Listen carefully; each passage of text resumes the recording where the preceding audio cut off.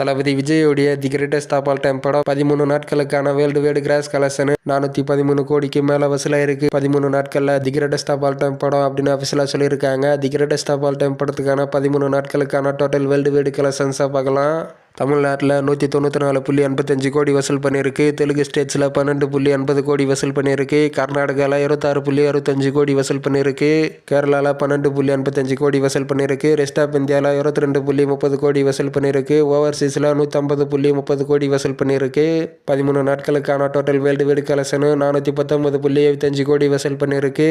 204.50 கோடி ஷேர் கொடுத்துருக்கு. 13 நாட்களில் கோட்டு படம் பெரிய அளவுக்கு வசூல் பண்ணியிருக்கிறது. தமிழ்நாட்டிலையும் ஓவர்சீஸ்லையும் கோட்டு படம் ஃபைனல் பாக்ஸ் ஆஃபீஸ் கலெக்ஷனில் என்ன சம்பவம் பண்ணுது அப்படின்னு வெயிட் பண்ணி பார்க்கலாம். இடையில பீஸ்ட் படத்தை தவிர தளபதி விஜய் படங்கள் பெரிய அளவுக்கு சம்பவங்கள் பண்ணிட்டு வந்துட்டு இருக்கு. பாக்ஸ் ஆஃபீஸ் கலெக்ஷனில் பீஸ்ட் படமே பெருசாக போலனாலும் அந்த படமும் நல்ல வசூல் தான் அப்படின்னு சொல்றாங்க. The greatest of all time படத்துக்கு முன்னாடி வெளிவந்த லியோ படம் 600 கோடிக்கு மேலே வசூலாயிருக்கு. மிகப்பெரிய வசூல்.